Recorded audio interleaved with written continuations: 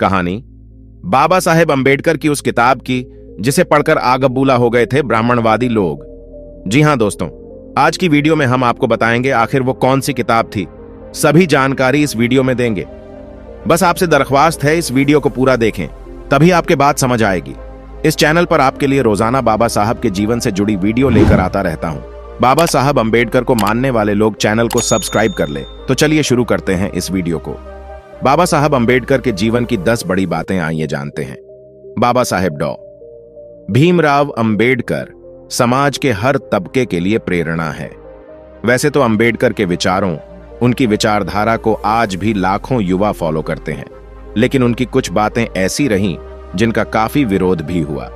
ऐसे ही थी अंबेडकर की लिखी गई किताब, जिनके महज एक अंश को लेकर एक तबका इस कदर आगबूला हो गया कि वो सड़कों पर उतर आया। किताब के उस अंश के विरोध में 25,000 लोगों ने विरोध प्रदर्शन किया। वहीं इसके जवाब में बाबा साहेब को मानने वाले लोगों ने इससे भी बड़ा प्रदर्शन कर करारा जवाब दिया। सिर्फ इतना ही नहीं, धमकी तो ये तक दे डाली कि अगर किताब का एक अंश, क्या एक शब्द भी हटाया गया तो 10 लाख लोग सड़कों पर आ जाएंगे। बाबा साहेब की यह किताब थी रिडल्स इन हिंदुइज्म। अंबेडकर की यह किताब उनके जीवन काल में पब्लिश नहीं हो पाई थी। बाबा साहेब की मृत्यु के बाद उनकी अप्रकाशित रचनाओं को लेकर भी परिवार में कलह हुई, जिसके बाद कोर्ट ने आदेश दिया और अंबेडकर की इस किताब को सीलबंद यानी तालाबंद कर दिया गया। फिर आया साल 1987, जब अदालत की कैद से उनकी यह किताब आजाद हुई और महाराष्ट्र सरकार के शिक्षा विभाग ने इस किताब को अंग्रेजी भाषा में प्रकाशित कराया। इसके बाद शुरू हुआ अंबेडकर की इस किताब को लेकर असल वर्ग। महाराष्ट्र का एक वर्ग इस किताब की कुछ बातें पढ़कर एक वर्ग भड़क गया और खुलकर इसके विरोध में सामने आया। मांग उठी कि किताब से riddles of Rama and AMP Krishna वाले भाग को निकाल दिया जाए। विरोध की शुरुआत एक कॉलम से हुई जिसे माधव गडकरी ने लिखा। गडकरी ने कहा था कि इस किताब में एक अलग से जो अंश जोड़ा गया वो प्रमाणित यानी सर्टिफाइड नहीं लगता। बाबा साहेब के हाथों से इतना गंदा लेखन किया ही नहीं जा सकता। गडकरी ने इस अंश को किताब से उस तरह हटाने की मांग की जैसे पेट में तेज दर्द होने पर अपेंडिक्स का ऑपरेशन कराकर उसे निकाल दिया जाता है। माधव गडकरी के इस लेख ने आग में घी डालने जैसा काम किया। इस पूरे मुद्दे को लेकर राजनीति भी शुरू हुई और शिवसेना इस विवाद में कूदी और उसकी तरफ से इसे बड़ा मुद्दा बना दिया गया। शिवसेना ने कहा कि वो अपने देवी देवताओं का अपमान बर्दाश्त नहीं करेगी। इसके बाद शिवसेना की अगुवाई में 25,000 लोग सड़कों पर आए और महाराष्ट्र विधानसभा के सामने प्रदर्शन किया।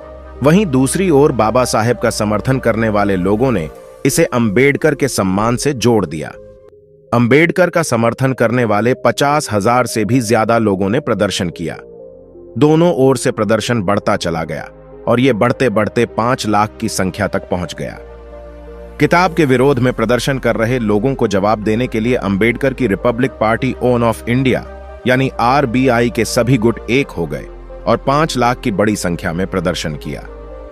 एक किताब को लेकर हुआ यह काफी बड़ा प्रदर्शन था। इसके चलते मुंबई की रफ्तार पर ब्रेक लग गया। सड़कों पर हर ओर सिर्फ भीम सैनिक ही थे। सरकार को चेतावनी दी गई कि किताब पर बैन तो दूर की बात है, इससे एक कॉमा तक हटाना मंजूर नहीं है। हमारी भावनाओं का सम्मान नहीं किया गया तो हम 10 लाख की संख्या में प्रदर्शन करेंगे। भीम सैनिकों ने इसे जीने और मरने वाला आंदोलन बना दिया था। प्रदर्शन ने हिंसक रूप तक ले लिया। कई भीम सैनिक जख्मी हुए और एक की मौत तक हो गई। इस प्रदर्शन ने अंबेडकर विरोधी ताकतों को झुकने के लिए मजबूर कर दिया। इतना बड़ा प्रदर्शन देखकर राजनीतिक पार्टियां ने मैदान छोड़ना शुरू कर दिया। आंदोलन को लेकर मध्यस्थता की बात कही जाने लगी। महाराष्ट्र के तत्कालीन मुख्यमंत्री शंकरराव चौहान ने भी भीम सैनिकों की ताकत लोहा माना और अंत में यह तय किया गया कि किताब में एक फुटनोट लिखकर यह साफ किया गया कि इसमें लिखी सारी सामग्री से सरकार सहमत नहीं है। इसके बाद आंदोलन वापस लिया गया। एक किताब को लेकर किया गया यह आंदोलन ऐतिहासिक साबित हुआ। दोस्तों, आज की वीडियो में बस इतना ही। इस चैनल पर मैं सिर्फ बाबा साहेब के जीवन से जुड़ी छोटी बड़ी सभी जानकारी लेकर आता रहता हूं। यदि आप बाबा साहब को पसंद करते हो और इनके बारे में और अधिक जानना चाहते हो तो हमारे अंबेडकर साहेब जी यूट्यूब चैनल को सब्सक्राइब कर ले। वीडियो को पूरा देखने के लिए धन्यवाद। आपका दिन शुभ हो।